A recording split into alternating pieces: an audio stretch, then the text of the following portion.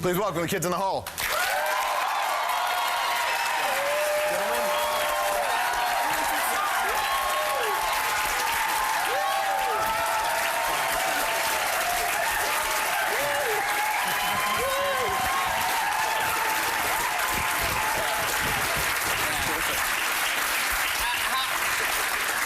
How come on the teleprompter it said fake applause?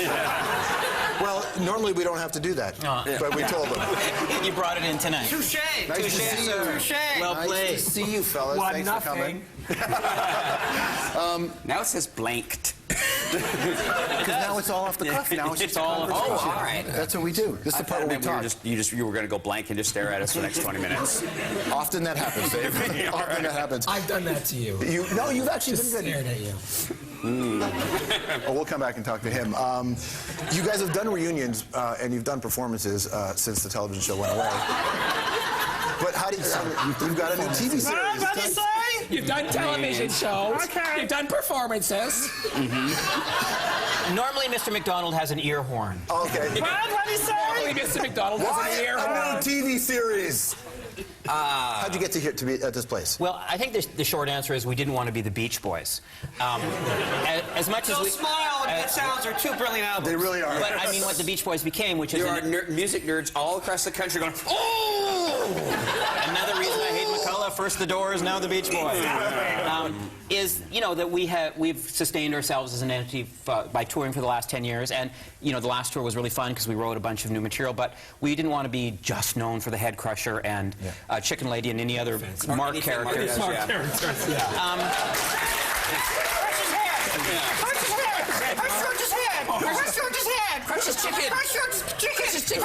Don't touch my chicken.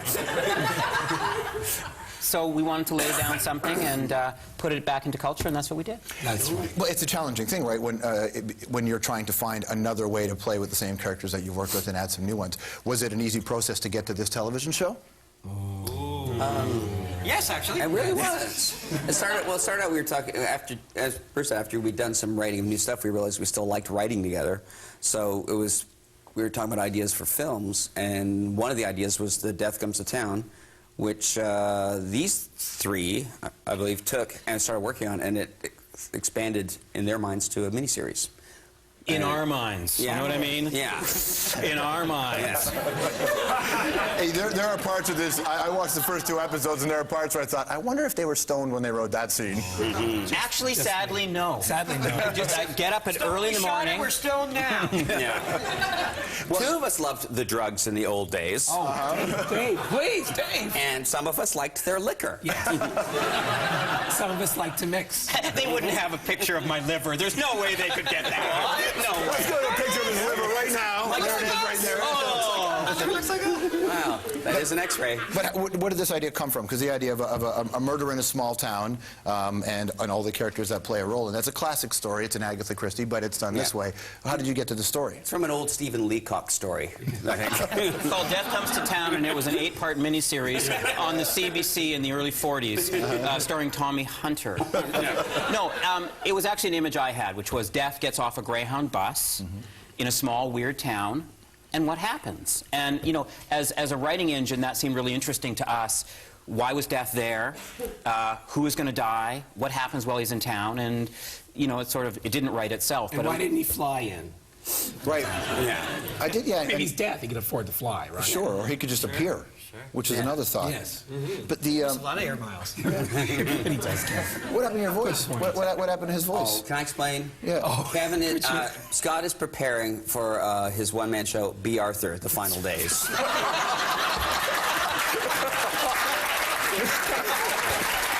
So he insists on staying in character. And Betty White and I, the other night, we were on all night, chatting. Go. I lost my voice. Okay, all right. I'll accept that story, even though I don't believe it. I'll accept it. The other thing about this is that since Kids in the Hall, the TV show, the original one, has been off the air, you guys have all gone to do other things in television, and you picked up different experiences, and you've worked on different projects. When you bring them back into the room, you're not the same guys that wrote on Kids in the Hall. You have all these TV experiences. What was that like?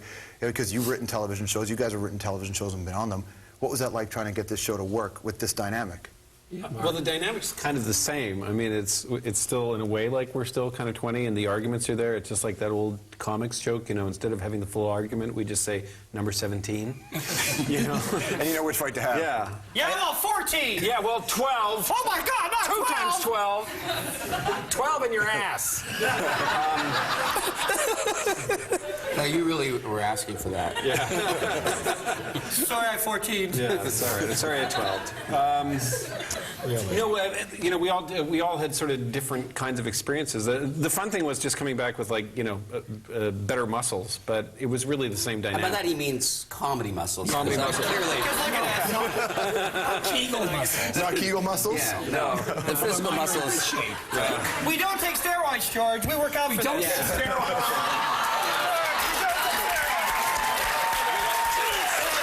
Stop. Stop it. We don't take steroids. We work out. Yeah. And that's the only comic body we can show. The others will actually frighten the children. Your character had to wear a fat suit in this TV series, a very big one, too. Actually, he's wearing a thin suit now. It's very tight. How much Send it back. how much was scripted? How much was improv? Was any of this improv? In the way Curb Your Enthusiasm is a general idea and then they go with it? Well, No. I think, you know, because it's a miniseries, it's, you know, and we are no Agatha Christie's, you know, but there are integral parts, so you have to get from here to here, so you can't just fly off the handle. It was essentially all scripted, and we always play, and we always rewrite on the set, and we always beat the material up in rehearsal, or when someone like myself brings it in, and then Mark doesn't like it, or just whatever. I mean, that was just a name that came off the top of my head. Mark doesn't like anything. But no, it wasn't like we were out there improvising, Right. essentially. But Yeah. we keep it alive. Yeah, and we hate improv. I mean, Not all of us hate it. Number's 3. Number 3. 42A, buddy. Yeah. Yeah, 42A. The other thing I wondered from your perspective was on the eve of the release, in that, especially in the last decade, doing the Kids in the Hall stuff and going on the road, and I've been lucky enough to see you guys perform live, and the ovation you get. People know they know what they're going to get from you. They don't know all the jokes, but they know the format. When you're releasing something that's a TV series, that's a scripted TV series, what's the anxiety level like individually or in the group? Because it is a different offering to the audience. I think we aren't smart enough to have thought about that yet until... Now I'm very scared. Now that you say it, it's kind of crippling. I was kind of excited about tomorrow. It is scary. Right. It's the kind of gamble, though, because we've you know, done and been a troupe for so long. It's just kind of like, well, okay, we're going to take a shot at it, and it has its inherent risk. But we're not like 20 years old, and our careers aren't riding on this one. Right. The end of our careers might be, but our careers aren't. So it was just kind of fun, and it was fun to beat out a long form story and play characters that had through lines and stuff like that. This was not an easy TV series for you to shoot. no, not really. This is truly nothing to do with cancer. Nothing to do with the big C. Nothing to do with the big C. But you had cancer. I had cancer, yeah.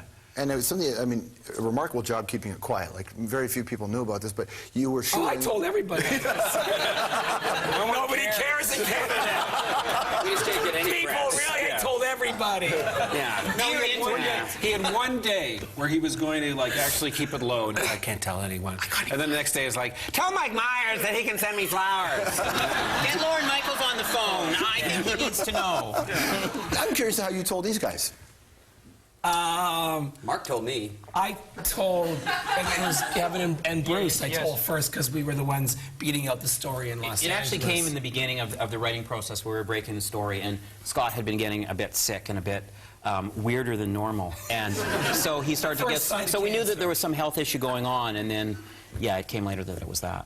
And so, yeah, I told them. You called me Yeah, on the phone, there were and I was tears. feeding the cats, and after a while I realized I better stop feeding the cats and pay respect to what you were saying.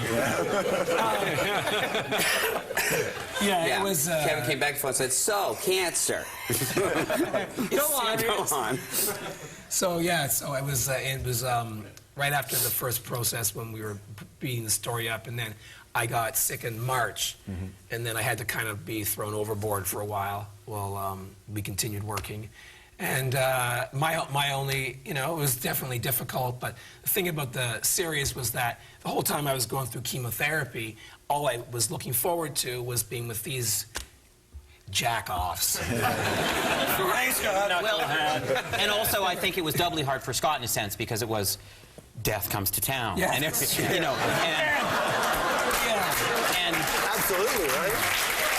A little difficult, Bruce. Yeah. And then there were times when I blamed Bruce for that. For the cancer? Why the hell did you have to make it about death, McCullough? And all of Scott's characters die. Hey, spoiler alert! no, at one point they did. We changed that because Scott wanted some modification to the script. I did. I said they can't all die, and they don't all die. No, But, I made But that after up. 25 years of arriving on set without his lines memorized, he finally had a good excuse. And ironically, he's never been better. He's never been a stronger performer than he is in this show. Yeah. You'll see. So I guess they were saying all the kids out there who want a career in comedy, cancer. Don't wait around for it. Yeah, it's not about the internet. Get Yeah. cancer. Oh, man. But it was for me. That's not dark. In some ways, it was the most difficult, but it was also in some ways easy because all I had to do was be funny. Right. So that's all I did, and that's all I concentrated on. That's the only energy I had was to be But funny. you on went to camera. work when you were going through the treatment. What was the process like? What was, did things change a little bit on the set? Well, I was going through chemotherapy during the writing process in the summer, and that changed things a lot because I was writing a lot from a mattress on the floor. Yeah, I heard there was a mattress in there where if you were too tired, you'd go lay down. And I mean, I really wasn't writing. I'd occasionally yell out and go, I don't like that idea. I need more medical marijuana. And if somebody else came into the writing session, say a little hungover and wanted to sleep on the mattress, somebody got all hogging it. pissy. So cancer doesn't cure selfishness. But, you know, so for me, it was like the light that I kept in my head was, you know, got to get through the chemo, then I'll have 7 weeks, 8 weeks of light, and then I'm back into the darkness with the radiation. And then that'll end, and then I'm back here. And then I'm going, George, I'm going to be on the hour. I've got to get ready for the hour. And so in some ways... Oh, don't, he's bullshitting. All right. Bullshitting. And you're well now? You're all right? Very well. Except for the throat. Except for the throat. Cancer-free. I've lost my voice because I had a nightmare about being strangled. There you go. The series is called Death Comes to Town. I've seen the first 2 episodes. If it's any indication, they're great. I mean, they're really interesting. And you know what? What I like about it is that you went all the way. Like, in Canadian television, the knock has always been that it only goes to a certain place, but you guys go all the way. You played Death, and you are wearing the most awesome / disgusting outfit. It is the bravest It is the bravest performance of your career. This codpiece. It's amazing. But the vest. Beginning to realize that. Yeah. But the vest. I mean, this vest. Where did you get that? The vest was this fantastic find. I think Wendy, our old Kids on the Wardrobe, they fished it out of wardrobe. It actually belonged to the Friendly Giant. Yeah. It's the Friendly Giant's vest. So you're wearing the front. Oh man. And the cod piece belonged to Wendy Mesley. That joke bombed more than his get cancer joke. I thought that was an excellent joke. You got to check it out. It's tomorrow night. You can catch it at 9 o'clock right here on CBC Television. It's good to see you guys. Thanks for coming in. Thank you.